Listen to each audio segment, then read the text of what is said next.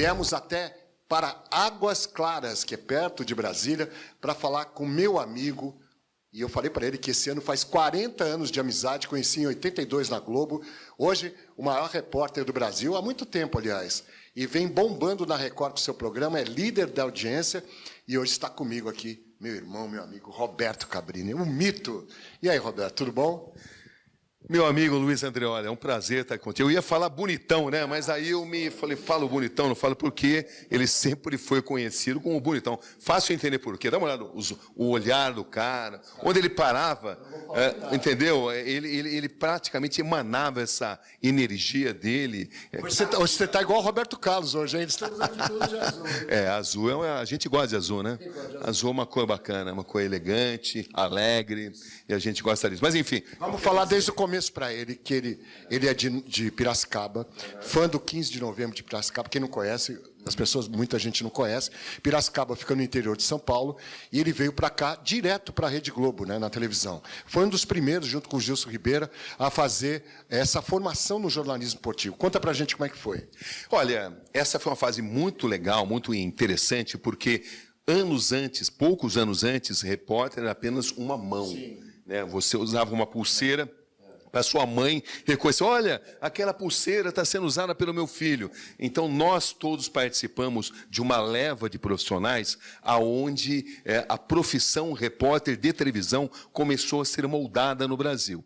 Alice Maria, Armando Nogueira, se miraram nos exemplos do telejornalismo americano e trouxeram esse modelo para cá. Então, repórteres passaram a ter estilo, passou a existir um padrão, né? Padrão da sua maneira de se vestir, a maneira de escrever off, lembra? Tinha abertura, encerramento, aquelas máquinas de escrever, passagem, exatamente, era abertura, encerramento, passagem, a maneira de escrever off, e a gente ainda trabalhou com filme às vezes preto e branco, né? Trabalhamos com filme e o seguinte, o esporte era meio deixado de lado e a gente recebia menos filme que o pessoal do jornalismo, que se achava assim um pouco mais superior a gente. Tinha esse negócio, essa rivalidade, né?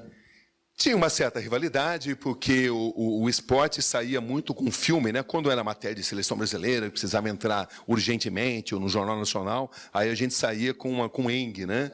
Que exigia muitas pessoas, não é? Esse equipamento pesava pra caramba. Pesava muito e tal. Era o começo da televisão, era uma outra televisão, uma televisão sem internet, sem redes sociais. Mas o filme, particularmente, chamava muita atenção, né? Porque você saía no máximo com 200 pés de filme. 300 se fosse assim algo excepcional. Exatamente, mas normalmente era 200 pés, às vezes 150, duas cabeças de 60, né? Isso dava 9 minutos. Ou seja, você não podia, por exemplo, quando fosse gravar o abertura, o encerramento, você não podia errar. Se você fosse pegar um entrevistado que desandasse a falar, você se lembra, o Pedroca era um treinador de basquete e ele falava muito. Então a gente tinha que fazer o que a gente chama de pré-entrevista, né? Para falar, olha, a entrevista só pode ter 1 minuto, e era difícil isso. E a coisa era uma grande escola. Então, isso a gente aprendia a editar da entrevista, né? Porque a gente sabia o tempo que ia ter, a gente sabia o que ia entrar, o que não ia entrar, para o cara também não perder tempo depois. Só que tinha um grande problema. Muitas vezes, quando você não tinha tempo de transferir o material de filme para Eng, você editava na Moviola. Sim. Ao editar na Moviola, a imagem ficava ao contrário. Então, você editava mais pelo som do que pela imagem. Então, eu me lembro, por exemplo, de uma história clássica de eu entrevistando o Sócrates para falar da importância da democratização do país, diretas. Era aquela época, né, de democratização do país, as diretas já. E era uma época que nós, repórteres esportivos, né, que é como a gente começou, que é como eu comecei, tínhamos acesso aos vestiários. Hoje em dia, não. Você tem que conversar com o assessor de imprensa, tem que a entrevista no banner, é horrível. Hoje em dia é horrível para trabalhar. Você seria repórter hoje em dia? Porque eu não conseguiria. Praticamente você não tem reportagem, você não tem acesso a treino, você não entrevista quem você quer, tem uma ditadura. Ou seja, você não é repórter, né? Você é quase um assessor de imprensa. Eu fiz uma matéria com o Renato Gaúcho. Deixa eu terminar de contar. Não, deixa eu contar aqui. Deixa eu contar aqui. Editando o Sócrates, falando sobre a democratização do país, e de repente essa matéria foi editada por Globo Esporte, foi editada na Moviola, e na Moviola você não invertia, a imagem não ficava muito nítida. Aí o que acontece? Está ali o Sócrates falando no Globo Esporte, de repente, não mais que de repente, Casagrande passa com um detalhe singular, como veio ao mundo. Ele ficou frações de segundo ali, mas parecia uma eternidade. De repente, todo mundo começou a se olhar, tira emissor do ar, não tira e tal. E aí, como Deus é brasileiro, o Casagrande sai de cena e o Sócrates continua falando da necessidade de democratização do país. Enfim, tinha muitas histórias, né? Porque para você fazer uma pesquisa, por exemplo, sobre o Bonitão, que é o repórter mais bonito que já surgiu na história da televisão brasileira, por isso que ele é conhecido como Bonitão. O livro seu, que se chama como? Que eu escrevi o prefácio? Você que sabe. Você sabe. Não, por favor, como chama? Não sei, a editora pôs o nome lá. Deixa eu falar uma coisa. Mas, enfim. De quem é o prefácio? O meu prefácio é meu, com muito orgulho, com certeza. Mas na época, por exemplo, se fosse fazer uma pesquisa sobre o Luiz Andreoli, ia demorar uma semana no SEDOC. Hoje em dia, para com isso. Hoje em dia, no smartphone. A entrevista é com você, né? Para com isso. Deixa eu falar uma coisa. Agora, você acha que... Você concorda comigo que a gente pegou os anos dourados da televisão, os anos 80 na Globo e Bandeirantes dos anos 90? Estou falando no esporte. Olha... Com agravante, né? Nessa época não tinha concorrência. Só a Globo fazia jornalismo como manda o figurino. Hoje em dia o cenário é outro. Hoje em dia há competição, a Globo caiu muito, há uma certa insatisfação ali dentro. Não é a Globo onde a gente trabalhou. Continua sendo a maior emissora do país, continua sendo a maior escola. Mas hoje em dia você faz grande jornalismo em outras emissoras. Ou seja, houve um processo de democratização da profissão. Os salários baixaram muito, isso também colaborou para os profissionais mais experientes e mais caros serem demitidos, o que aconteceu, uma leva grande, né? Com isso, a qualidade, obviamente, baixou, né?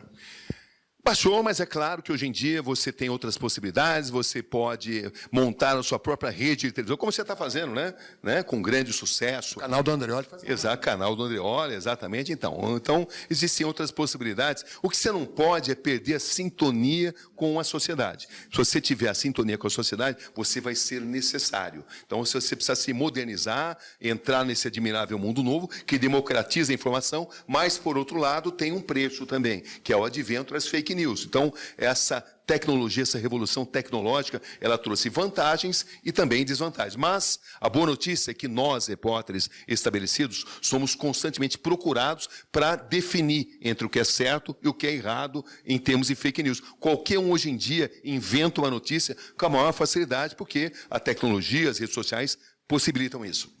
E as pessoas acham que a nossa vida sempre foi de glamour, né? Acha que estava na Globo. Não, estou falando sério. A gente trabalhou muito, a gente trabalhava de segunda a segunda. Eu, no meu caso, então, fazia o show de esporte no domingo, 18 horas, que era um programa, uma maratona de esporte, né?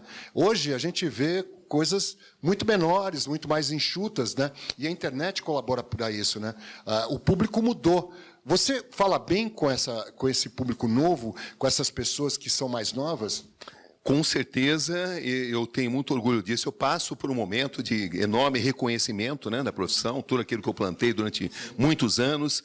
E da mesma forma que eu fui ajudado, que grandes profissionais, na época que eu comecei, me ensinaram o caminho das pedras, hoje em dia eu me sinto na obrigação de fazer o mesmo. E eu sou uma pessoa que procura sempre dar muita atenção aos jovens jornalistas. Eu acho que é uma missão, é um sacerdócio que nós temos. Você acha que a grande missão da gente, eu sei que você é um homem que acredita em Deus, você acha que a grande missão e a grande lição de Cristo é fazer pelo próximo como a si mesmo, ou a gente tentar pelo menos fazer isso? Olha, eu sou cristão, mas quando eu faço jornalismo, eu sou ateu.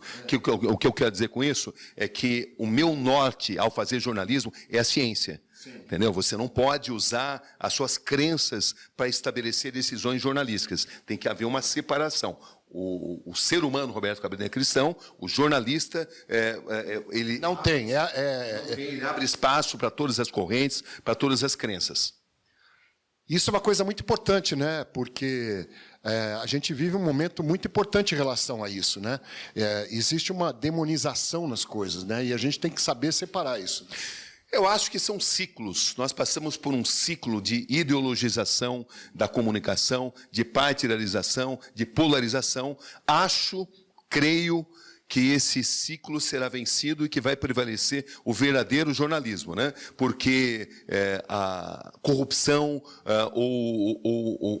o ato de não falar verdades, ou o ato de cometer crimes e de abusos não pertence à esquerda, à direita ou ao centro. É algo inerente ao ser humano. Então, o verdadeiro jornalismo é aquele que busca a imparcialidade independente da corrente política. Esse é um instante muito difícil, porque há uma clara ideologização na maneira de se fazer jornalismo. Mas eu acho que isso vai ser vencido. Bom, a bipolarização. Mas é o seguinte, você veio de Piracicaba, vamos voltar lá. Piracicaba, você teve o sonho de trabalhar na maior emissora do país, né, que continua sendo, a gente está falando, mas sem dúvida a Globo continua sendo a grande emissora do país, e agora você está na Record, no Novo Tempo, e sendo líder de audiência aos domingos. Isso te traz um peso maior? Você é uma pessoa que se prepara muito para a entrevista ou vai do jeito que rolar, como a gente está fazendo aqui? Olha, não existe apenas uma forma de fazer uma grande entrevista. Tem vários caminhos, estilos diferentes são muito bem-vindos. É assim que eu vejo. A minha é o seguinte, eu não levo jamais, como você não está trazendo, por exemplo, né, as perguntas pré-estabelecidas, porque a melhor entrevista em jornalismo investigativo, que é o que eu faço, ela parte daquilo que o entrevistado fala e pelo olho no olho, pela linguagem corporal. A reação. As pessoas fornecem sinais e apontam os caminhos para onde você deve seguir, principalmente porque em jornalismo investigativo você quer sempre estabelecer uma verdade, você quer buscar algo que muitas vezes está oculto, né? Então eu desenvolvi essa técnica, mas é a minha técnica, e a minha técnica é de fazer perguntas muito curtas, porque se você faz perguntas longas, ao fazer uma pergunta longa, a pessoa já se prepara e a possibilidade dela ser artificial aumenta. Mas são técnicas, não existe só uma maneira de fazer. Tem várias. E a gente aprendeu isso muito. Pergunta curta, frases curtas, sempre funcionam muito mais. Você não chora, você não se emociona? Por exemplo, você deu uma notícia que abalou todos os brasileiros, que foi a morte do Ayrton Senna. Ninguém esquece daquele dia. Estou aqui para dar uma notícia que nunca pensei, mais ou menos isso. Morreu Ayrton Senna da Silva. Como é que foi? Olha, dá para repetir? Foi isso mesmo que eu falei, mais ou menos? Morreu Ayrton Senna da Silva, uma notícia que a gente jamais gostaria de dar. Morreu Ayrton Senna da Silva, foi uma sequência de boletins ao vivo, na época com aquele celular que parecia um tijolo, né? E eu fui um dos primeiros a chegar lá no hospital, fiz uma sequência de boletins, até porque eu já conhecia muito bem como funcionava aquele hospital, porque eu cobri o acidente do Rubens Barrichello na sexta-feira. Quase morreu também. Quase morreu. A morte do Roland Ratzenberger, e o próprio Senna tinha me falado que o Ratzenberger morreu na pista e foi inventado que ele morreu no hospital, porque o evento não poderia transcorrer, não poderia parar pela lei italiana, né? Quando ocorre um sinistro, como eles descrevem, você tem que parar o evento imediatamente. Mas o controle da emoção, eu acho que não é uma verdade absoluta também. Tem aquilo que eu acredito. Eu acredito que repórter deve controlar suas emoções, porque ele jamais pode perder a sua capacidade de apurar bem a notícia. É claro que você, quando anuncia a morte de alguém que era um ente querido, coletivo, você precisa mostrar respeito. E você mostra respeito deixando passar uma certa emoção. Mas essa emoção, no meu entendimento, não pode impedir que você faça o seu trabalho. Nós somos jornalistas. Jornalista tem que apurar informação. Informação tem que ser dada de uma forma bastante clara. A emoção é bem-vinda porque ela passa respeito, mas ela não pode suplantar o seu profissionalismo. É a minha forma de enxergar isso. Bom, mas quando você foi um dos poucos que viu o corpo do Ayrton Senna, como Galvão Bueno, né? Tem até uma história que dizem que um cara queria vender a foto dessa imagem. Você ficou abalado quando viu aquilo? Ele estava transformado? Como é que você achou? Olha, o corpo do Senna ele passou assim a meio metro de onde eu estava, mas ele estava coberto, né? Então, essa pessoa que você citou, que trabalhava ali no próprio IML lá de Bolonha, ela estava, como em todas as situações existem aqueles que cometem abusos visando o lucro. E ela tirou uma foto, né? Ela mostrou para a gente, evidentemente a gente não comprou, seria um desrespeito. Aquela foto só seria válida da gente possuir se ela fosse importante no sentido de você descobrir a causa do acidente, mas jamais para exibir, porque você deve respeito. E aquele rosto que eu vi era um rosto que estava deformado, o Senna tinha um rosto triangular, era um rosto que tinha ficado redondo pela liberação de líquido, né? Mas, enfim, não acrescentaria nada na cobertura, e até hoje eu não sei o que foi feito com essa foto, evidentemente a gente não comprou, nem consideramos essa possibilidade. Ela foi mostrada, na época, eu estava com o Bial, o Galvão não estava nisso aí, não. Estava eu, o Bial e o Jaime Brito, que era o produtor, na época da Fórmula 1. Agora vamos perguntar uma coisa. Quando você foi para casa, na Itália, quando você foi dormir, depois de tudo isso que você entrou várias vezes naquele plantão do Jornal Nacional, quando você deitou a cabeça no travesseiro, você não derramou uma lágrima como amigo? Porque, coincidentemente, pessoal, eu fiz a primeira entrevista do Ayrton Senna em Cumbica, ele como piloto da Fórmula 1 da Toleman. E você, consequentemente, fez a última. Olha só o que é história, né? Pois é, eu tinha uma relação de muita amizade com o Senna, de gratidão. O Senna me abriu muitas portas, a família gostava muito, eu sempre tive uma relação muito especial com ele, com a família dele, muito respeito, de muito carinho. E o Senna, quando não estava naquele modo perfeição, né, ele era um cara muito divertido. Sim. As pessoas nem imaginam isso, né? Porque quando ele estava ali no autódromo, ele era totalmente profissional, e quando estava, então, no cockpit, ninguém foi tão valente, ninguém foi tão comprometido com a perfeição quanto ele. Mas eu conheci um outro Senna. Então, naquele instante, era um instante assim muito difícil, onde a emoção tomava conta, porque nós éramos amigos. Mas você chorou? Eu só fui chorar semanas depois. Porque eu fiquei de tal forma comprometido com a necessidade de fazer jornalismo, e eu imediatamente tive que fazer um Globo Repórter. No dia eu trabalhei, não parei de fazer boletins. Claro que eu fiquei abalado, mas eu não cheguei a chorar. Não cheguei a chorar por quê? Pela necessidade de ser profissional. No dia seguinte tinha que fazer um Globo Repórter, fazer Jornal Nacional. Aí depois eu passei a investigar as causas do acidente.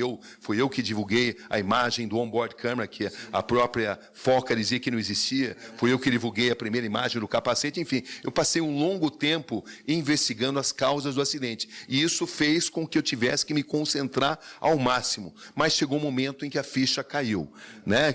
A ficha caiu no sentido de que eu terminei a cobertura. Aí eu senti enormemente, né? Porque eu não podia mais me blindar com a necessidade de fazer matéria. Isso foi aqui no Brasil? Eu era correspondente, então eu morava no exterior nessa época, né? Mas o que eu posso te contar como assim, como consequência disso, é o seguinte, é que exatamente um ano depois eu decidi que não queria mais fazer Fórmula 1, porque a Fórmula 1 sem o Senna, para mim, não fazia mais sentido. O Senna era um homem que, por onde ele passasse, ele era notícia, ele era muito inteligente, entrevistado era sempre muito desafiador, enfim, então eu decidi, e foi uma decisão difícil, porque o Alberico, que era o diretor de jornalismo, ele fez uma proposta quase irrecusável para eu permanecer, porque eu recebi uma proposta na época do SBT para montar o escritório, para ser o diretor de jornalismo do SBT em Nova York. E eu vi nisso a possibilidade de dar o salto definitivo para fazer jornalismo investigativo. Eu já fazia, mas eu intercalava isso com a cobertura da Fórmula 1. Então, eu pensei bem e falei, não, eu não quero, para mim, não vale mais a pena continuar cobrindo Fórmula 1 sem o Senna, por tudo que ele significava do ponto de vista humano. Falar em Senna, hoje em dia, me remete a muitas emoções, mas eu me treinei a vida inteira a controlar essas emoções. Nas entrevistas que eu faço. Porque ele significa muito para mim. Como tantas pessoas, é uma pessoa muito especial, me abriu muitas portas, acho que eu passei experiências minhas para ele, e ele passou muita coisa, muito conhecimento, a determinação dele, enfim, a gente tinha uma amizade muito bacana, né? Apesar de que quando eu tinha que entrevistá-lo, eu fazia as perguntas que tinha que fazer, né? Mas ele gostava disso porque, ele falou isso para mim, né, na casa dele, essa perseverança que ele tinha, você tinha no jornalismo. Você era mais ou menos um espelho dele. É verdade. Porque ele brincava, ele falava super Cabrini, e ele me permitia coisas impressionantes, né? A Adriana Galisteu me contou recentemente que ele falava muito sobre mim, né? e que ele tinha uma admiração muito grande. Ela contou tudo. Para o Cabrini.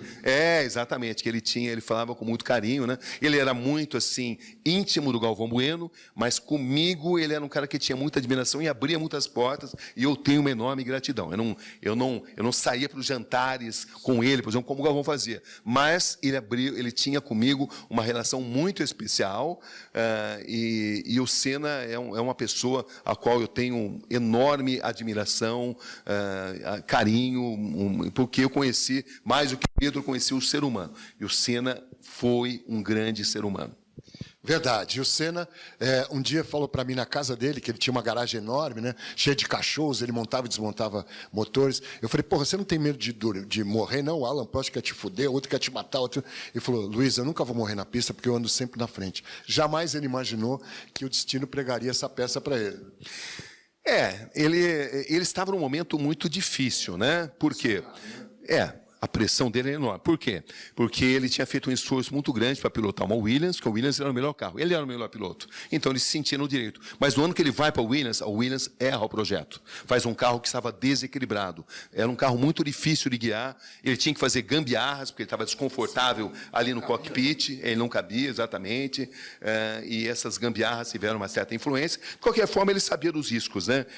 Piloto de Fórmula 1 significa risco. Hoje em dia, a Fórmula 1 é mais segura. Na época dele era mais insegura. Mas ele sempre soube. Por isso que eu acho que processar ou atribuir culpas, eu não acho que seja o caso. Mas, de qualquer forma, tem muita coisa que não foi divulgada, porque não poderia ser divulgada, porque prejudicaria o establishment. Mas ele morreu na pista. Tudo indica que sim. Oficialmente, tem duas respostas para a sua pergunta.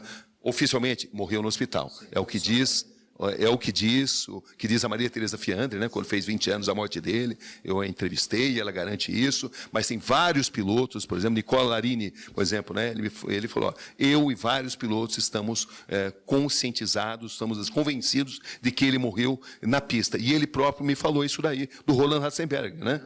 Então, há uma corrente muito importante, mas é uma corrente extraoficial. Entendeu? Porque a Fórmula 1 sempre manipulou informações. Faz parte do meio, né?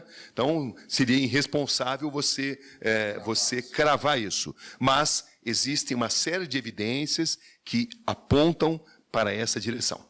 Bom, vamos falar de outra coisa agora. Vamos falar do PC Farias. Diz que você ficou tanto no pé dele que ele se entregou. Mas como é que foi isso? Você estava em Londres, depois como é que você descobriu ele?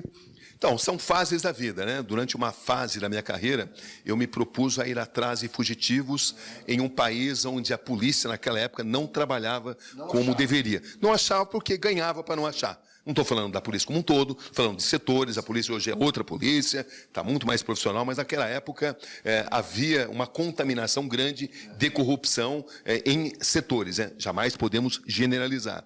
Então, é a mesma coisa que aconteceu com a Georgina de Freitas, que morreu agora, que eu achei lá na Costa Rica, a mesma coisa que aconteceu com Paulo César Farias, a mesma coisa que aconteceu com o Márcio Scherer, o garoto de programa que matou um empresário brasileiro chamado João Saboia, em Nova York, e foi se esconder no interior de Santa Catarina. Ou seja, eu me propunha a ir atrás, né? Ir atrás de alguém, se o bonitão amanhã fugir, eu vou precisar, como é que eu vou fazer, né? É muito simples. Mas você, para isso, você tem que ter umas fontes seguras que você confia. Então, essas fontes são o seguinte, né? Se o bonitão fugir, ele não vai fugir, entendeu? Né? Porque a humanidade não deixa ele fugir. Mas, enfim, se ele fugir, eu tenho que mapear todas as pessoas que se relacionam contigo. Porque o que acontece é o seguinte, né? Fugir envolve muito dinheiro, é muito caro fugir. Entendeu? E depois de um certo tempo, as pessoas passam a ter uma sensação de impunidade. É quando elas cometem erros. E vão procurar aquelas pessoas. Então é assim. E outra coisa, nós temos desvantagens e vantagens em relação à investigação oficial, que era a polícia. A polícia pode interceptar correspondência, pode interceptar ligações telefônicas. Por outro lado, a polícia procura alguém para prender. Nós procuramos para ouvir o lado das pessoas. Então, a gente tem essa desvantagem, mas a gente consegue, do ponto de vista humano, mapear, conversar com muita gente, e a gente vai juntando o quebra-cabeça. Eu ficava sabendo, pesquisava tanto sobre a vida de alguém, que as pessoas... sabia mais. As pessoas, às vezes, perdiam a noção daquilo que eu sabia do que eu não sabia. Porque eu sabia tanto que elas, às vezes, elas até me perguntavam detalhes, né? E me contavam porque achavam que eu já sabia, né? Então, foi assim que eu achei também. O Roberto Osório, que roubou o depósito público do Rio de Janeiro, eu encontrei na África. Era mapeando, né? Mas era uma coisa que hoje em dia eu não faço mais, porque demanda muito tempo e você não tem certeza. Porque corre risco, né? Corre risco, e você, muitas vezes, só perde seu tempo, seu dinheiro, sua saúde. Foi o caso que aconteceu com os assassinos do Chico Mendes. Eu tinha certeza que estavam ali na fazenda ali lá do Paraná, mas eu não tinha como entrar, senão eles me davam um tiro, né? Depois eu confirmei que ele, de fato, estava se escondendo ali, mas eu não consegui fazer a matéria, fiquei ali muito tempo e não consegui fazer. Nessa época, eu tinha muita paciência, porque você tem que, se você recebe uma informação, olha, ele tem passado por esse local, aí você tem que ficar ali monitorando aquele local. Cansa. Campana, né? Fazer campana, você precisa ter amigos que façam isso. No caso do PC, por exemplo, eu tive acesso às pessoas que o rodeavam quando ele não era um fugitivo da justiça ainda, ele era fugitivo da imprensa. Porque 6 meses antes, quando foi votado o impeachment, ele foi fazer uma cirurgia do ronco, de apneia, em Barcelona. E naquela época eu tive acesso a ele pelo avião dele, o avião particular dele, né? Era mais fácil, porque ele não era um fugitivo da justiça. Então, naquele momento eu consegui mapear as pessoas que o cercavam. Era uma empresa chamada Sanal. E foi através desses contatos, era um português, um brasileiro, que quando ele se tornou, 6 meses depois, um fugitivo da justiça, que eu descobri porque essas pessoas passaram a ter um outro tipo de comportamento e, juntando-se a isso, uma brasileira que trabalhava numa agência de viagens, contava uma história que ninguém acreditava nela. Para mim, essa história que ela contou fez sentido. Casava porque eu tinha a outra perna das informações, né? Mas foi um processo longo, sem a menor certeza, e depois eu descobri que ele tinha 2 endereços. Eu conseguia o endereço de um apartamento onde ele frequentava pouco, né? Então a gente fazia campana e mais campana e não o via, né? Porque, olha, não existe nada pior do que você ficar fazendo campana, né? É muito chato. Vem cá, deixa eu te perguntar uma curiosidade. Você foi para a guerra, esteve agora na Ucrânia, né? No Afeganistão também, né? Como é que é viver nisso, né? Pô, sendo bombardeado, puta, é bomba para cá, porra, bomba para lá, e você sair disso. E como é que você faz xixi, vai no banheiro, tem dor de barriga, come aquelas comidas que você nem imagina o que possa ser? Como é que esses bastidores, porque a matéria mostra você trabalhando, mas nesses bastidores, as pessoas que estão com você, como é que vocês fazem? Vão aonde no banheiro? Não tem como ir. Como é que você come? Como é que você faz? Olha, você usa muito o seu controle mental, não se desesperar, isso só vem com o tempo.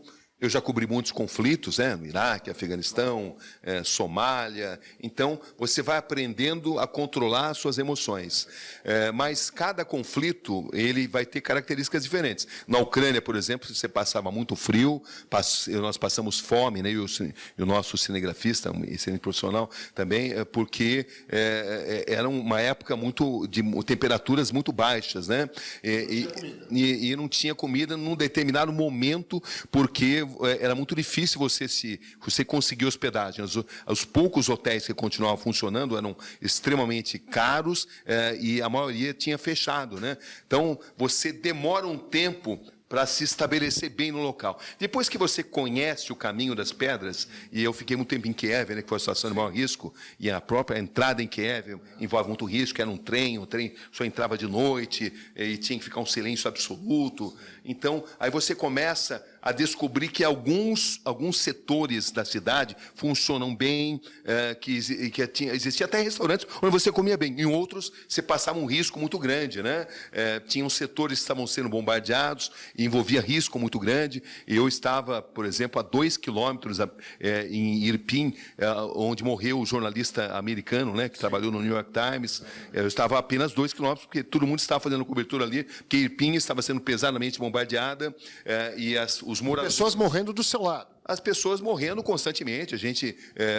A gente documentou esse bombardeio. Você precisa sempre analisar o custo-benefício, né? Você passa por momentos em que de calmaria e outros momentos de muita insegurança. Ali a gente dormia muito mal, porque os bombardeios constantemente eram realizados à noite. Então, num determinado momento era muito difícil, né? O deslocamento e isso, né? Banheiro, comida, tudo isso é desafiador. Mas à medida que você vai ficando mais tempo, você consegue ver o melhor local de se hospedar. Teve um momento que a gente conseguiu se hospedar bem e até tinha boa alimentação. Em outro, era um desafio se alimentar. À medida que o tempo vai passando, você vai descobrindo o caminho das pedras e jornalistas te ajudam. É uma comunidade, né, que um ajudou. Tinha ali jornalistas de vários países e eu conheci muita gente bacana e a gente trocava informação. Olha, ali dá para ir, aqui é mais seguro, aqui é menos seguro, enfim. Na camaradagem. Na camaradagem, com certeza, né? Você descobre muita solidariedade entre os moradores. Estamos falando de um país muito culto, um país onde as pessoas são muito bem constituídas educacionalmente e você descobre muitas pessoas que te ajudam e que te passam boas informações. Por outro lado, é um bombardeio diário. Por que você acha que a Rússia ainda não conseguiu tomar o lugar? Porque ela fez um enorme erro de cálculo. Ela não achava que toda a população iria combater. É o que aconteceu, por exemplo, com os americanos no Vietnã. O que deveria ser uma campanha rápida, entendeu? Não foi porque porque os vietnamitas, eles encamparam a causa. E quando você tem uma população local que está disposta a aderir à resistência, você tem um grande problema. Você tem uma população disposta a usar armas, você tem uma população que conhece melhor o terreno. Inicialmente, a Ucrânia estava com armas deficientes, mas ainda assim era um país que tinha boas armas, e depois, com o passar do tempo, ela foi armada, né, pela União Europeia, pelos americanos. Então, foi um erro de cálculo aí. Havia setores da inteligência russa que achavam que seria uma campanha de poucos dias, mas não foi. Eles achavam, por exemplo, que em 1 ou 2 semanas eles tomariam Kiev. Nem de perto se aproximar. Pelo contrário, os ucranianos conseguiram retomar territórios que tinham sido perdidos. Por outro lado, em outros setores, como Mariupol, por exemplo, em Kharkiv, a situação ficou muito ruim, desesperadora, né? Mas em Kiev, que era a principal joia da coroa e era vital de ser dominada, os bombardeios eram diários, bombardeios noturnos, e era muito difícil dormir por causa disso, porque sempre soava o alarme. Quando você começava a pegar no sono, tinha um alarme, às vezes era um alarme falso, às vezes não era, ou às vezes você via as luzes dos bombardeios e no dia seguinte você acordava muito cedo. Mas isso não te abala psicologicamente? Porque você dorme sob pressão, tudo, você tem que tomar um remédio, você tem que fazer alguma coisa? Não. Experiência, acho que eu tenho uma certa vocação para isso, porque eu não me desespero. Você pensa o seguinte: poxa, você tem toda essa população civil que está resistindo a isso, por que nós, que temos condições melhores, não podemos resistir a isso? O sofrimento da população civil sempre me inspirou, e eu me sinto na obrigação de mostrar as arbitrariedades que estão acontecendo, né? E se eles estão passando por isso, porque eu não posso? Você se encampa, mais ou menos, né, da população e faz parte do grupo lá.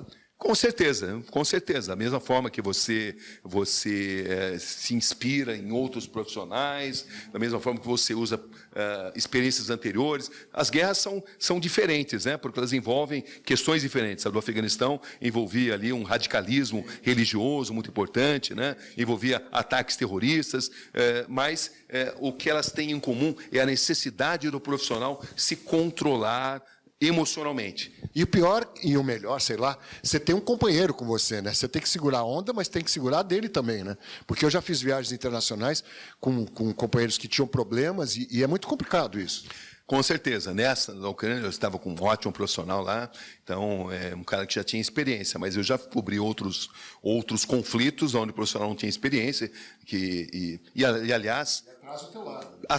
Atrasa, porque a pessoa demora para se adaptar, né? Da mesma forma que quando eu cobri meus primeiros conflitos também, qualquer explosão me deixava assim desesperado, você vai evoluindo. Eu tenho uma facilidade de manter controle, mas você vai evoluindo. Você vai evoluindo. Aí você vai perguntar, por que você aceita fazer? Porque a guerra são focos de enorme transformação social, transformação geopolítica, e é importante para um jornalista que, de fato, ame a sua profissão, documentar o que está ocorrendo. É um legado que você vai deixar. É isso que você vai deixar para os seus familiares, para os jornalistas, para os amigos. Olha, eu procuro sempre fazer cobertura do ponto de vista humanístico, entendeu? Então, o meu viés é sempre as atrocidades cometidas contra a população civil, porque um jornalismo que não defenda direitos daqueles que não podem se defender, não um jornalismo que não vale a pena, na minha opinião. Bom, você teve a frente com vários condenados, pessoas que fizeram atrocidades, chefes de facções. Eu vi o Fernandinho Beiramar, você teve com Susana Richthofen, você teve com pessoas que tem uma cabeça de psicopata várias vezes, isso provado pelos cientistas. Como é que você lida com essas pessoas? Porque você insistiu, você matou. Você acha que você tanto induz ou deixa quebrar um mecanismo dela de mentir ou sair fora da cena? Bom, em primeiro lugar, eu parto do pressuposto que todo ser humano tem o direito de contar o seu lado da história. O entrevistado tem até o direito de mentir. Então, eu uso isso como argumento. Você vai ser respeitado nas suas colocações. Só que eu tenho o direito de fazer as perguntas devidas. Psicopatas sempre tentam te manipular. Quem, por exemplo? Quais que você enfrentou cara a cara? Olha, eu não vou citar nomes, por causa do respeito, porque eu sempre digo o seguinte, olha, eu vou te entrevistar e eu não vou te julgar. Você vai contar o seu lado da história. Então, se eu descrevesse alguém aqui como manipulador, eu estaria quebrando um código de confiança. Mas deixa eu te falar uma coisa, o Fernandinho Beiramar, eu me lembrei uma pergunta que você fez. Você continua no tráfico? Você voltaria a ser traficante? Ele falou, não. Você acreditou? Olha, essa entrevista praticamente foi muito difícil, porque toda a história dela, eu fui lá para entrevistar o Ney da Rocinha, que no fim desistiu, mas aí o Ney da Rocinha é rival do Fernandinho Beiramar. Não, morreu não. Está vivíssimo e é muito poderoso ainda. Mas, enfim, o Fernandinho Beiramar ficou com ciúmes do Ney e falou, não, eu vou falar para você. Mas, no último momento, ele quis desistir. Eu falei, puxa, mas agora já estamos com tudo, agora que eu estou aqui, na verdade, eu estava por causa do Ney, né? Aí ele falou assim, pô, olha, que decepção, porque eu achava que a sua palavra não tinha curva, mas eu estou vendo que isso é uma falácia, né? Isso é uma invenção. Aí eu notei que aquilo mexeu com ele. Falei, então tá bom, eu vou falar. Mas toda pergunta que você me fizer, você tem que voltar para ver se eu gostei. Aí eu combinei com o cinegrafista, olha, tudo que ele falar, você, porque ele é muito inteligente, tá? Mas se formou advogado? Vaidoso, ele é muito vaidoso, né? Então eu percebi que a vaidade dele, a gente terminou, no começo é claro que a gente fazia perguntas mais suaves, para depois chegar onde a gente queria. Mas o mais importante é que eu falei com ele durante 1 hora e não precisei voltar nada, porque o cinegrafista assim, ok. E realmente ele é muito inteligente, né? Ele deu respostas. O Fernandinho Beiramar, por exemplo, ele é um recorde de visualizações, tem 30 milhões de visualizações nos seus diversos perfis, né? Tem uns 5, 6, juntando tudo, são 30 milhões de visualizações. É um absurdo, né? É um absurdo. E eu tenho uma matéria que tem isso também, que é a do Renato Gaúcho, lembra das Flores? Que também nunca mais vai dar para fazer aquilo dentro da seleção brasileira, né? E são coisas que a gente faz e não vai dar mais. Porque hoje em dia nós somos reféns da assessoria de imprensa. Nossa, é horrível, é horrível. Deixa eu te falar uma coisa. Quando você chega em casa, quando você encontra a tua família, tua mulher, teus filhos, você relaxa, você esquece de tudo lá fora. Você é o outro Roberto, é o Bob, que vai lá comer. Você gosta de arroz e feijão ainda? Muito, com certeza. Olha, eu sou um cara muito caseiro, adoro minha família, tenho assim como grande orgulho que os meus filhos, eu tenho 2 filhos, um casal, né?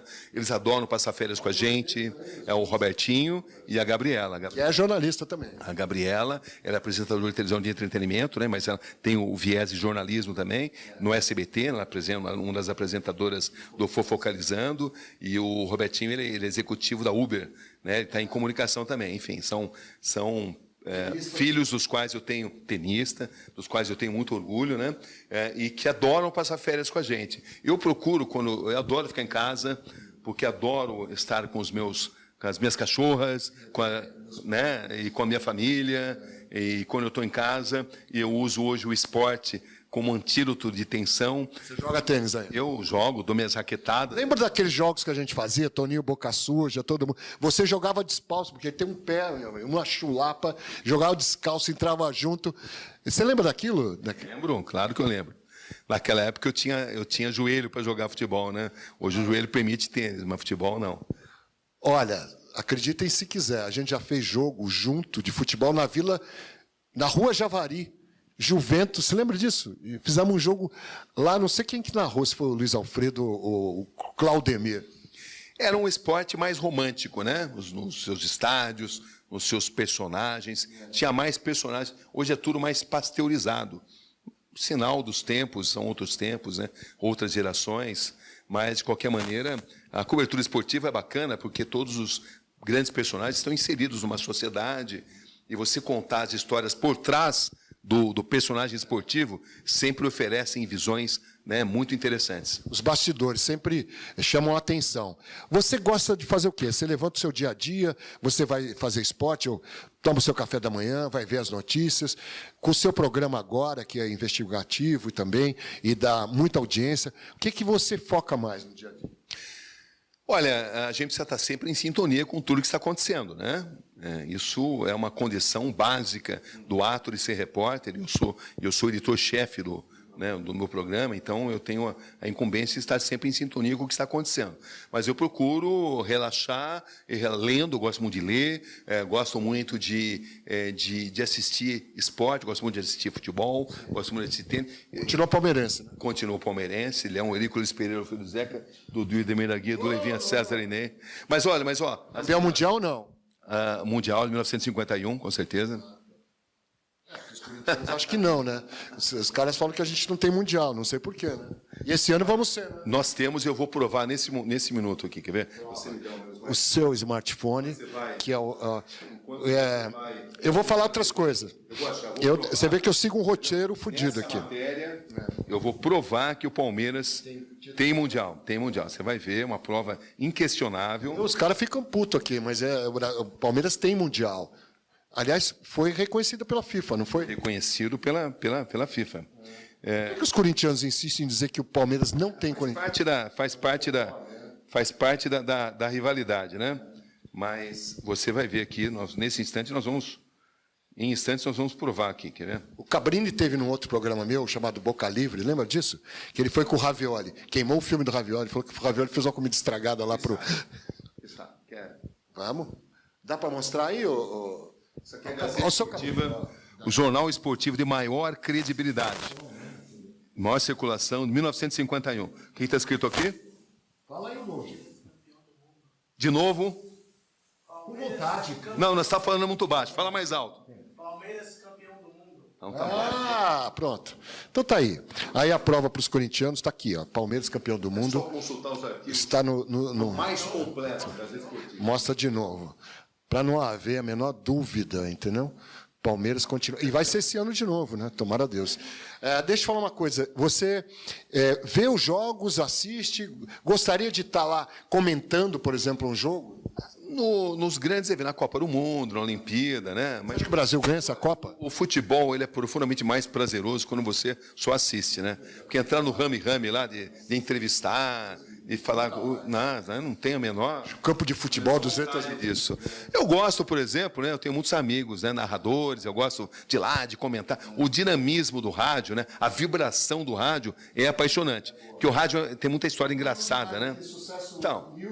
100.5 vou levar esse certificado. Do Cabrini, nós vamos estar lá todo dia, nós estamos de quarta a sexta, das 9 às 11 da noite. É um negócio bom, né? Estou com a Cátia Maranhão, Letícia Dornelles, lembra? Pessoas maravilhosas, grandes profissionais, grandes histórias. O que a gente realmente tem de melhor nessa nossa profissão são essas pessoas maravilhosas, né, que trabalham. E a gente nunca fez mal para ninguém, né, Cabrina? A gente nunca procurou. A gente sempre trilhou pela coisa de um torcer pelo outro. A gente está comentando. Nós nos conhecemos há 40 anos, como eu falei no começo, e a gente nunca brigou na vida e sempre torceu pelo sucesso do outro. Claro. Sem dúvida, é isso que faz a profissão ser algo apaixonante, né? Eu lembro que a gente, às vezes, saía de cinegrafista se não tinha um cinegrafista, né? Enfim, sempre foi uma... Tinha um rodízio de apresentador do Globo Esporte, lembra? Não, era muito bacana. Claro que eram tempos diferentes, né? Algumas coisas permanecem, outras não, mas eu tenho memórias incríveis, né, dessa época. Qual foi a melhor? Olha, eu gosto muito do momento atual que eu passo, né? Um jornalismo investigativo, porque ele tem assim uma finalidade social. Eu acho que o jornalismo ele cumpre de fato a sua missão quando ele ajuda a enfrentar injustiças. Mas a vibração do esporte, as narrações, a gente tem muita história engraçada para contar, né? E eu tenho assim muito carinho por isso, né? Eu sei, por exemplo, quando eu comecei na rádio de Piracicaba, e eu com 16 anos de idade. Por isso que eu falo, o pequeno veículo é tão importante, né? Com apenas 1 ano de rádio em Piracicaba, eu fui convidado para ser repórter da Globo com 17. Mas, enfim, eu lembro, por exemplo, né, que todo plantão esportivo de rádio no interior falava, e agora, plantão esportivo mais bem informado de todo o Brasil, é com você, Tarcísio Querinelli, era o plantonista lá, né? A Tarcísio Querinelli, ele pegava e entrava com a informação. E num determinado jogo de futebol, né, a gente chama, e agora, Tarcísio Querinelli, o plantão esportivo mais bem informado, é com você todas as informações. Assim, nada, ele não entrava, né? Bom, daqui a pouco o Tarcísio Querinelli, daqui a pouco você volta. E agora? Agora então tudo pronto, Tarcísio Querinelli, o plantão mais bem informado. Nada era o Tarcísio, né? Cadê o Tarcísio? Aí entrou uma voz assim, o Cabrini, né, com aquele sotaque piracicabano, né? Falei, o que foi? Informando. O seguinte, o Tarcísio Querinelli, ele foi na padaria e levou a Gazeta Esportiva. Não tem informação. O plantão esportivo era da Gazeta Esportiva, né? O mais bem informado. Aliás, a Gazeta Esportiva sempre foi um dicionário para todo mundo, um negócio dia a dia. Eram momentos românticos, né? O futebol era mais romântico. Naquela época, os grandes ídolos permaneciam muito tempo nos clubes e eles assim desenvolviam uma sintonia, uma relação com a torcida muito grande, né? Você falava em São Paulo, era o São Paulo de Pedro Rocha, de Paraná, depois o Muricy, Roberto Dias, enfim, né?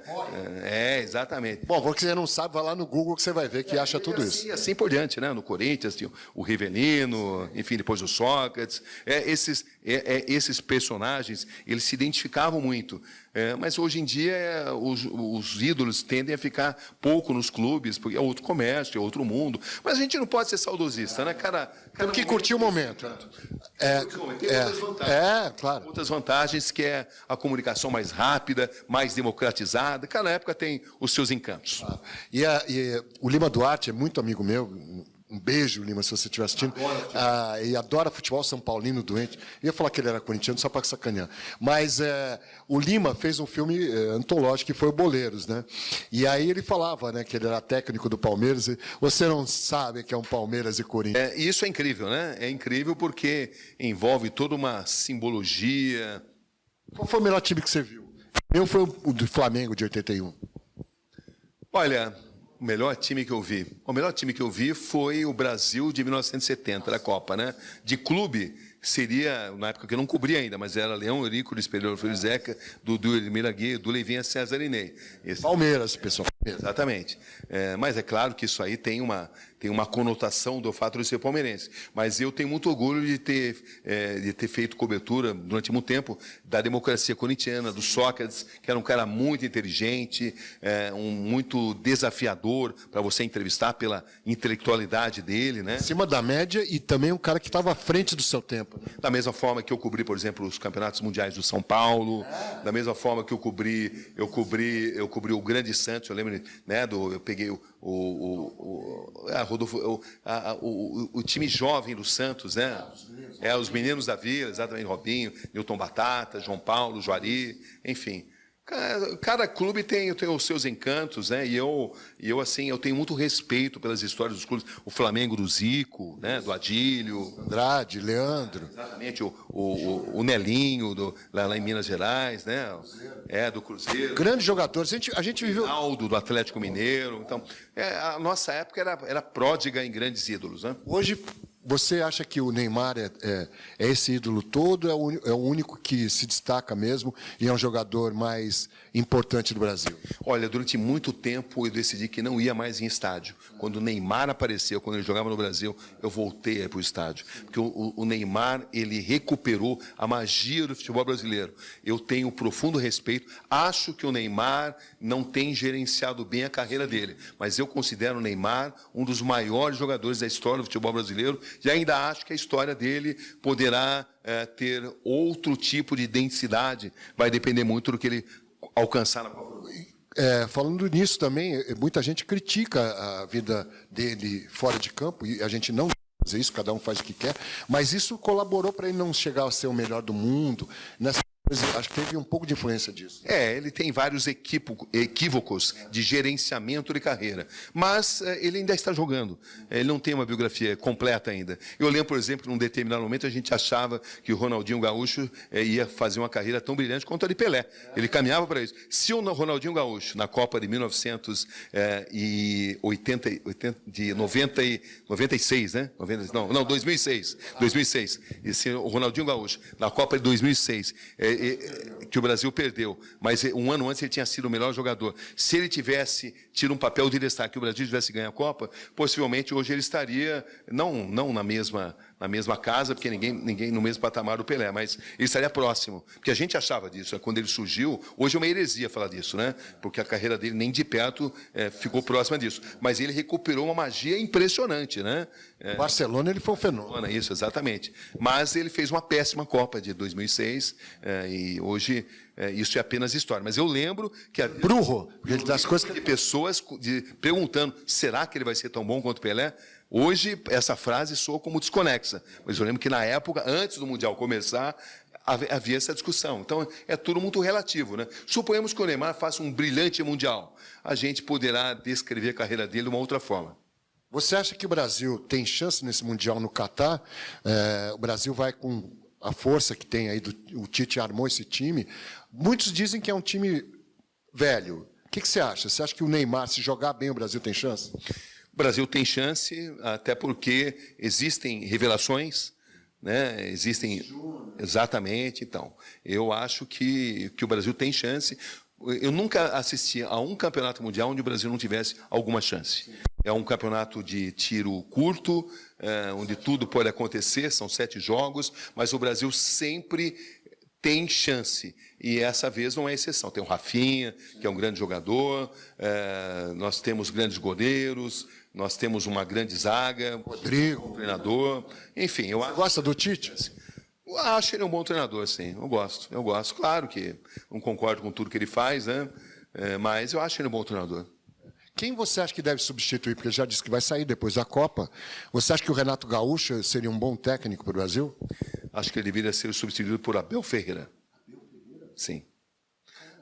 Um grande treinador, um grande gestor, um grande administrador de grupos, um homem em sintonia com o futebol mundial. Abel Braga, eu estou confundindo com Abel Braga, Abel Ferreira, do Palmeiras. Do Palmeiras, exatamente. O que ele fez no Palmeiras, ele já é o maior treinador da história do Palmeiras, né? Eu acho. Tudo bem. Claro que ele tem que ser comparado com os grandes treinadores como o Oswaldo Brandão, como o Filipão, né? Mas eu acho que ele já passou pelas conquistas, eles são impressionantes, e eu nunca vi alguém tão hábil em gerir grupos quanto ele. Muita gente diz que ele é meio soberbo, meio arrogante. Não acho. Acho que isso é inveja. Acho que ele é Você vê como os jogadores gostam dele, como os jogadores compram a ideia dele. Eu acho ele um fenômeno. Sou fã de carteirinha dele. Acho ele incrível. Acho as entrevistas que ele dá sensacionais. E ninguém pode ser punido por ser inteligente. E o Cuca, que diz que perdeu o jogo porque tinha um jogador a menos, foi um negócio, uma pisada de bola monstra. Esse argumento não dá, né? Dizer que se ele tivesse um jogador que todo mundo quer entrar com a menos. Não, exatamente, ele deveria fazer isso, né? Porque ele poderia escalar o time com 10 apenas. Vamos falar do Cabrini Pessoa. Mas eu gosto do Cuca, ele é um ótimo treinador também. Ótimo. Bom, o que te emociona na vida? O que te faz chorar assim realmente? O homem, Roberto Cabrini. Vamos tirar o profissional agora. Olha, eu já vi tanta coisa, para mim é difícil chorar, né?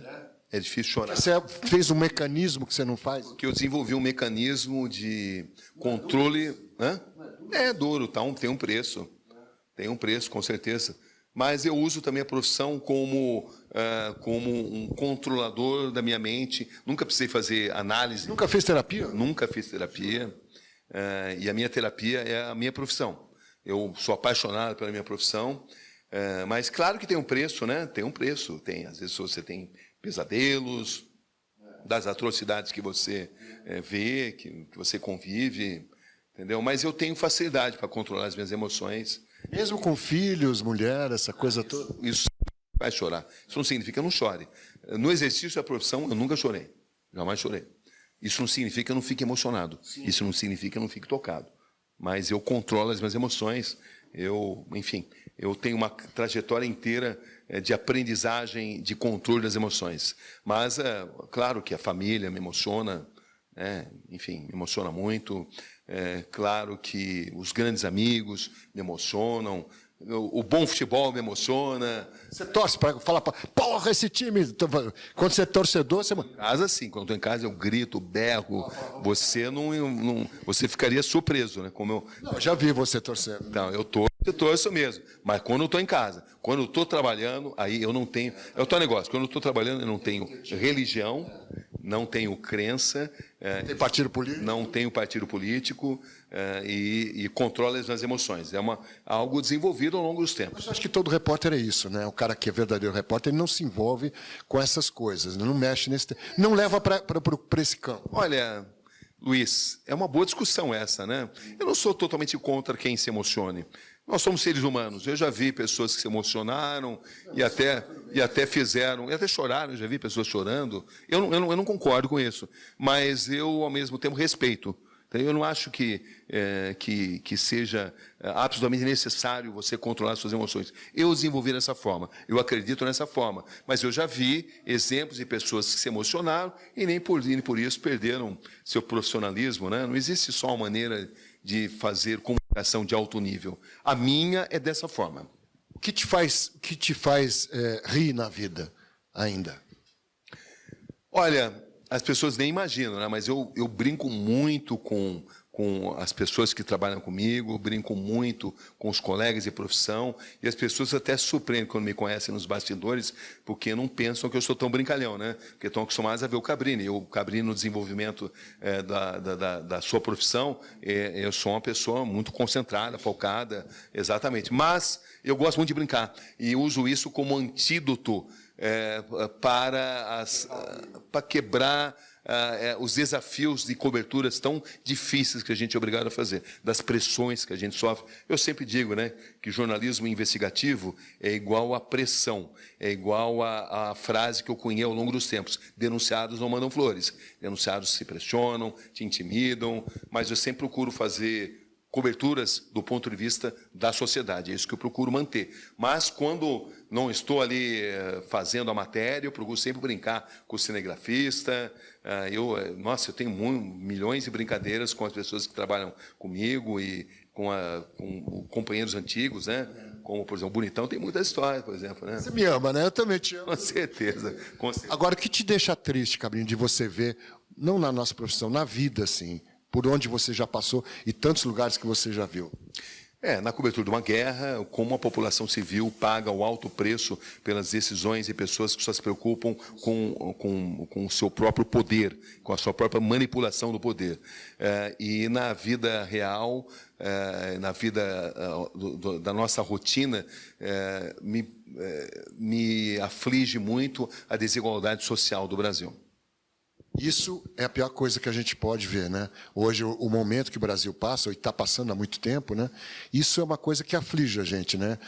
Você que ganha melhor, tudo, você não tem como fazer esse momento virar de uma outra forma. Esse é o grande problema do Brasil, né? Um país de poucos donos, um país enorme de desigualdade social, e a gente precisa fazer jornalismo sempre dando voz a essas pessoas que são massacradas pelos sistemas, enfim, por grupos poderosos com interesses inconfessos. Enfim, a gente precisa ter sempre em mente que é uma das obrigações do repórter lutar contra preconceitos, lutar contra desigualdades e procurar dar voz àqueles que não têm voz. Se você tivesse a caneta na mão, você fosse o presidente hoje, qual seria a primeira medida que você faria no Brasil? Uma revolução na educação do país. Nós precisamos de uma educação mais inclusiva. Nossa educação ela é inteiramente elitista. Você tem o ensino elementar, ensino básico, por exemplo, onde ele só tem bom nível nas escolas privadas. E as pessoas pobres, as grandes massas carentes, não têm acesso a isso. Aí você tem o sistema de educação superior, onde as grandes escolas, as grandes universidades são públicas, mas o pobre não vai ter acesso a essas escolas porque ele teve uma formação profundamente deficiente. Porque quando ele precisaria do apoio do Estado, o Estado não o acolhe. O Estado é profundamente perverso no sentido de que ele não fornece a enormes massas humanas a possibilidade de fazer uma educação. Você vai por esse interior do Brasil, por exemplo, você vai encontrar alunos que estão na quinta, na sexta série, que não sabem escrever ainda, porque seus próprios professores, pessimamente pagos, não sabem também. E as pessoas mais abastadas esquecem que esses professores vão dar aula para os seus filhos. Exatamente, exatamente. É isso que vai fazer uma sociedade optar por caminhos da violência, optar pela valorização de pessoas erradas, onde os valores serão totalmente invertidos, onde você vai criar mitos em torno de pessoas que, na verdade, quebram a lei.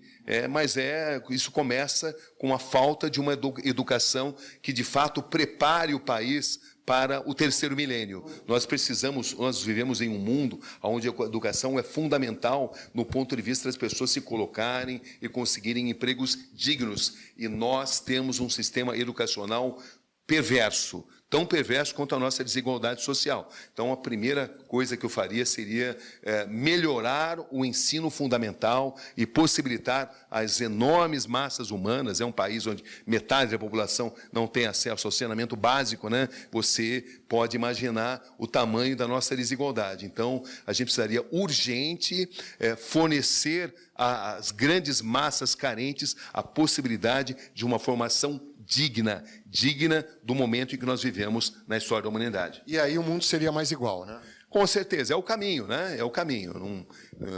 Você precisa possibilitar que as pessoas tenham acesso a uma boa educação para que elas consigam competir com as pessoas mais abastadas. Eu acho que o Brasil precisa valorizar seus empresários, esse é outro viés, né? O Brasil valoriza muito pouco quem produz.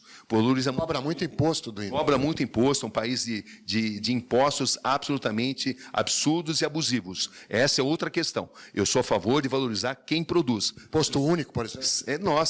Nós pagamos imposto de países altamente desenvolvidos de Grã-Bretanha ou de Holanda e temos um retorno dos países mais pobres e mais carentes. Ou seja, nós não temos retorno nenhum. Na Grã-Bretanha, por exemplo, você paga 40% da sua folha salarial, mas se você precisar de saúde, por exemplo, você vai ter saúde pública ao nível que a gente tem aqui nos melhores hospitais privados. Então, você paga imposto, mas você observa o retorno. Nós pagamos muito imposto e não observamos retorno algum. O genial Tom Jobim falava que morar no Brasil é uma merda, mas é bom. E aí, quando ele estava nos Estados Unidos, ele falava que era bom, mas era uma merda. Agora, essa era a frase dele, né? Agora, você já morou nos Estados Unidos, morou em Londres, morou em vários lugares. Você ainda escolheria o Brasil para morar?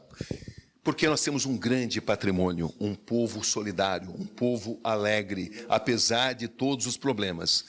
Cabe a nós fazermos do Brasil um país melhor. Cada um tem uma colaboração a ser dada. A gente não pode desistir do Brasil, porque nós temos muitas possibilidades. Um país continental, com muitos recursos e com uma miscigenação incrível. Povo trabalhador. Não faltam talentos no Brasil. O que faltam são governos. Verdade. Bom, você é um grande repórter. Você quer fazer uma pergunta para mim? Quer fazer uma pergunta para mim? Quando você vai revelar o segredo? Fala uma pergunta séria. Fala. Quer fazer uma pergunta para mim? Uma pergunta para Bonitão. para o grande Luiz Andreoli. Você nunca fez isso. Qual é o maior ensinamento que você dá para o seu filho, que é hoje um grande comunicador?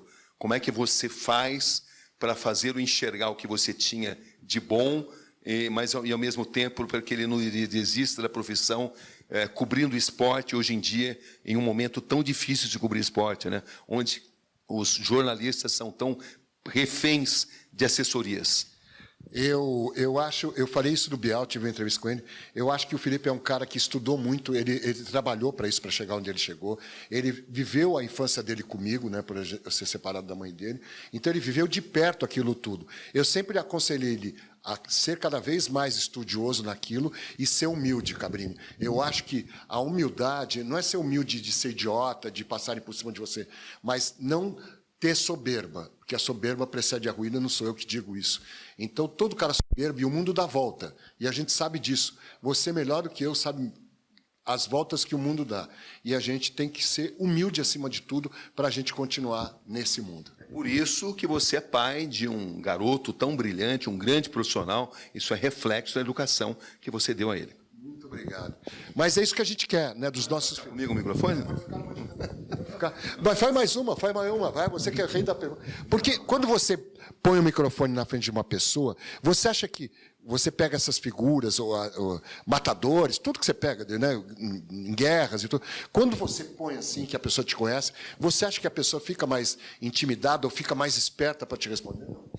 Olha, muita gente me procura para a entrevista, né? As pessoas querem saber por que você consegue fazer tanta entrevista exclusiva. Mas essa é a melhor, né? Olha, em primeiro lugar, porque eu não julgo as pessoas. Eu faço as perguntas legítimas. E até digo para ela o seguinte, olha, se eu fizer uma conversa aqui de compadres, essa matéria não vai ter valor nenhum algum. Ela não vai ser jornalística, nem é do seu interesse. E eu parto do pressuposto que todo cidadão, por pior atrocidade, todo ser humano, por pior atrocidade que tenha cometido, tem o direito de contar o seu lado da história. Eu lembro, por exemplo, um secretário de segurança que ele costumava dizer que era um absurdo a imprensa entrevistar, por exemplo, membros do PCC, que seria glamorizar o crime, até se descobrir que esse mesmo secretário de segurança tinha relações incestuosas com essa organização criminosa que atua nos presídios. Ou seja, ele não queria que as pessoas soubessem disso ou se aprofundassem no tema. Eu acho que você precisa entender que quando você entrevista pessoas que cometeram os piores atos, ou os melhores também, mas no caso dos piores, porque tem muita gente que tem o medo do fenômeno que nos Estados Unidos se chama de copycat, né? Ou seja, a cópia dos comportamentos. Mas isso é você não levar em consideração uma das melhores qualidades da condição de um ser humano, que é o livre-arbítrio. Quando você entrevista um matador ou um corrupto, você fornece ferramentas para que a sociedade o conheça e possa, inclusive, se proteger. E para o entrevistado, dele dar o seu ângulo da história. Agora, quando você vai para casa, você pensa assim, pô, mas eu acho que esse cara era culpado mesmo. Achei que você não tira uma conclusão do que não que você exponha. Eu procuro, é comum. Eu chego em casa e a esposa ou meus filhos perguntam: mas e aí, a pessoa fez ou não fez? Fala assim: olha, o que eu penso é irrelevante. Eu fico preocupado. Mas você não fala nem para os seus filhos? Não falo, não procuro. Eu sou totalmente comprometido com a imparcialidade para com os meus entrevistados. Sim. Entendeu? Então, julgá-los seria desonesto da minha parte. Eu sempre digo que o importante é eu fazer as perguntas devidas. A minha opinião em si é irrelevante. E é difícil isso, né? Porque você sempre tem o outro lado da história que você absorve e fala, Mas eu procuro me policiar em respeito a uma pessoa. Quando a pessoa aceita me dar entrevista, eu devo a ela respeito. Até para que eu possa ter liberdade para fazer as perguntas devidas do ponto de vista da sociedade. É assim que funciona a minha mente. Então, é muito comum, né? Você vai no restaurante, a pessoa, e aí, aquilo lá, quer que você conte? Mas eu não julgo entrevistados antes, nem durante e nem depois. São, digamos, códigos que você vai desenvolvendo ao longo da sua carreira. Qual foi a sua pior pergunta que você acha que você de fazer essa pergunta, ou a melhor pergunta que você acha que você fez? Olha, todos nós repórteres que começamos no esporte temos um mantra, né? Que era que a pior pergunta que você pode fazer, todos nós um dia fizemos, é justo resultado? Você tinha que evitar isso, né? Como o time vai jogar? Nossa, isso aí é terrível. Tem muitas perguntas assim mal colocadas, ou então, mesma coisa, fazer um lance incrível no jogo e a pessoa não fala daquele lance. A gente é terrível, porque a gente que é repórter é muito crítico, né? Você quer saber uma coisa, mas O cara não perguntou isso. como é que ele não perguntou isso? Enfim. Então, você tem que se partir do princípio que você tem que perguntar o fato mais importante que aconteceu naquele jogo. E prestar atenção naquilo que a pessoa disser, porque, a partir do que ela disser, podem surgir outras perguntas ainda melhores. Entendeu? Mas, então, todos nós, repórteres de esporte, um dia perguntamos justo o resultado, né? E essa pergunta é horrível. Péssimo. Deixa eu te falar uma coisa. Queria te agradecer em primeiro lugar, que a gente está 1h e pouco já de programa. Foi um prazer estar com você. Você sabe que eu adoro você, né? A gente é irmão, né? 40 anos. Com certeza. Fico muito feliz de estar com você, ver o seu sucesso. O seu sucesso é meu sucesso, porque a gente fez uma geração, passamos uma geração inteira, né? E para esses garotos que estão aí, para esses meninos que estão começando, que vão ser futuros jornalistas, gente que se inspira em você, na gente, que assistiu a gente tanto tempo, o que você diria para eles? Tem jeito?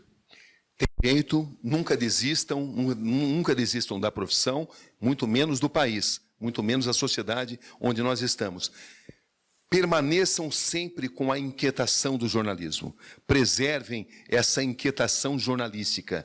A gente precisa estar sempre querendo se aperfeiçoar. E, ao mesmo tempo, lutem para abrir espaço para todos. É muito cômodo a gente abrir espaço para as pessoas com as quais nós concordamos. Mas o jornalismo, na sua excelência, ele é a busca por abrir espaço para todos os setores, para contemplar todos os ângulos de uma determinada história. Principalmente aquelas pessoas com as quais nós não concordamos.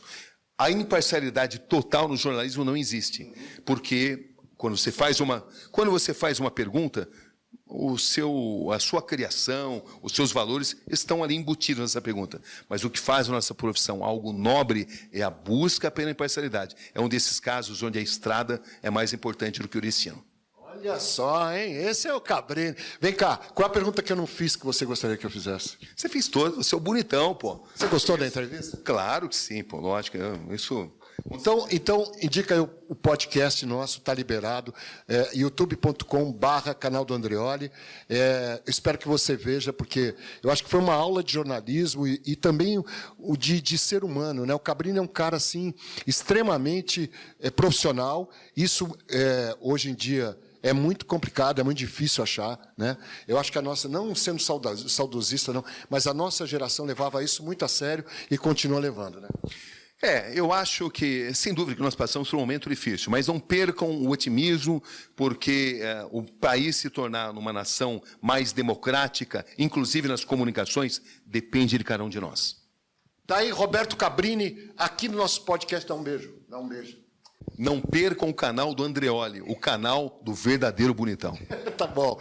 Pessoal, semana que vem a gente volta, no dia 29, a gente volta com mais um Tá Liberado. Tchau.